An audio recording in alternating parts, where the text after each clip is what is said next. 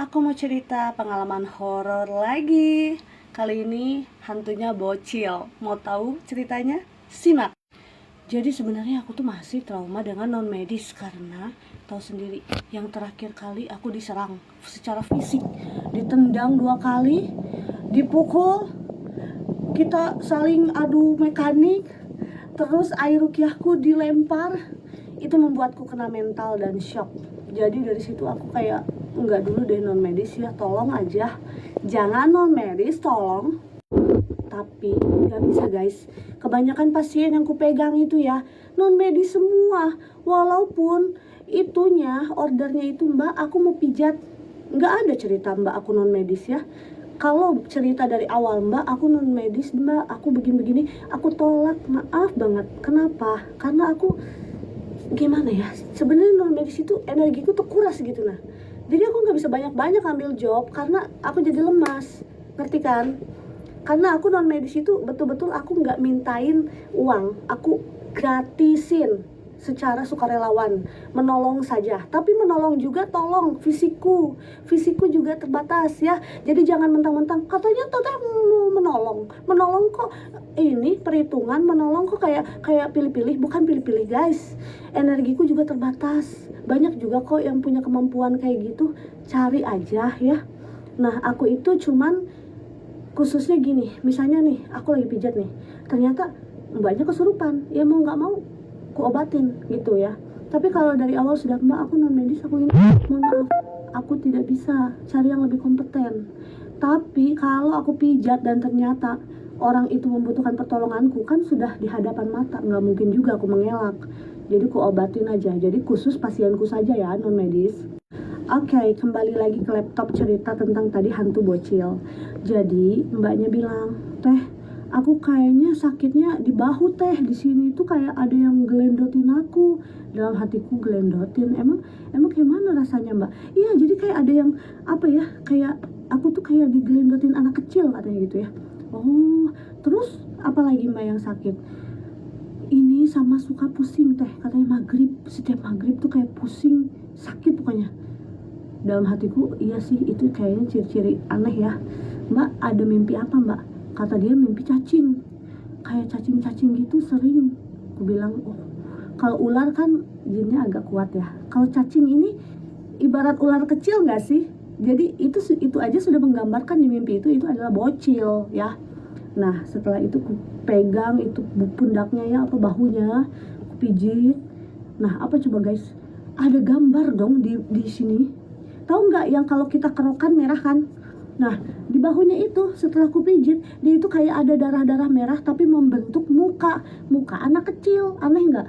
Tapi aku takut mbaknya khawatir, nggak aku ceritain. Cuman aku aneh aja lihat punggungnya aku gini-giniin. Anjir, ada muka anak kecil dalam hatiku. Sudahlah, aku abaikan aja ya, aku abaikan. Mungkin dia mau ngasih lihat sosoknya di sini, aku bersemayam di sini tante gitu kali ya. Nah udah gitu setelah itu aku mintain air ke mbaknya, mbak air mbak, aku mau rukiah.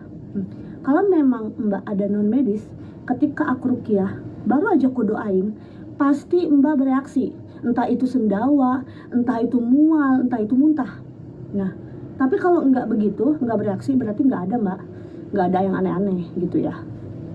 Nah setelah mbaknya kasih aku air, aku doain nih, baru bismillah, baru gitu sudah teh aku mau muntah teh, langsung mau muntah lah dia ya. Nah setelah aku lanjutin, mbaknya kan muntah tuh, setelah aku lanjutin doa, aku dapat tendangan gaib guys di belakang siniku, seperti ada yang nendang kaki bocil gitu. Tapi tendangan gaib itu kan nggak nyata ya, nggak kayak gini. Nah kayak di fisik tuh kerasa banget kan, dia itu jadi kayak ada angin mantul, jadi kayak ada energi, ngerti nggak? Tapi aku bisa rasain banget. Ditendang aku ya, ditendang aku kayak, ih tante, gitu kali ya, mau usir aku kayaknya gitu. Nah setelah aku rukiahnya selesai, mbaknya aku suruh minum, mbaknya kesurupan guys. Katanya tuh, aku nggak mau minum air itu, aku nggak mau minum air itu, gitu. Dia mengusirku, sana katanya. Aku bilang, mbak, oh bukan mbaknya ini ya, kamu jinnya ya, aku bilang gitu kan. Langsung dia bilang, bukan, bener itu hantu anak kecil, soalnya cara ngomongnya aja kayak gitu, aku nggak mau minum air itu, aku nggak mau, kayak gitu-gitu. Nah udah gitu aku sadarin mbaknya kan, setelah sadar, kenapa mbak, tadi mbak kesurupan sebentar, aku bilang gitu. Iya kah, aku perasaan diam aja. Iya, dia bilang aku nggak mau minum air ini. Nah dia nggak suka air ini mbak minum mbak, tapi mbak baca bismillah dulu, jangan kosong mbak, nanti dia itu lagi kesurupan lagi. Ya bismillah bismillah bismillah, langsung diminum. Pas diminum langsung muntah lagi, 2 kali muntah. Nah setelah minum yang kedua itu muntahnya agak banyak dan plong. Dari situ rasa semuanya nggak ada, yang berat-berat di badannya udah nggak ada. Udah gitu pas aku bilang untuk cara ngeceknya, air rukyahnya minum sekali lagi. Kalau nggak ada muntah berarti itu sudah keluar. Tapi kalau masih kayak ada rasa mual-mual gitu, itu masih ada di dalam.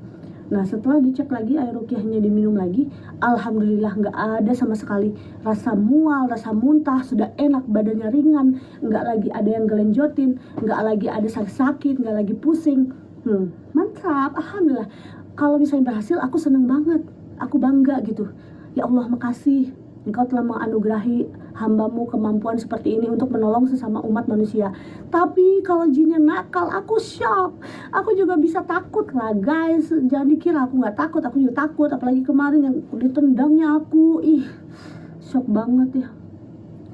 Jadi kesimpulannya aku nggak mau non medis sebenarnya. Cuman kalau terpaksa, oke lah aku keluarkan kemampuanku.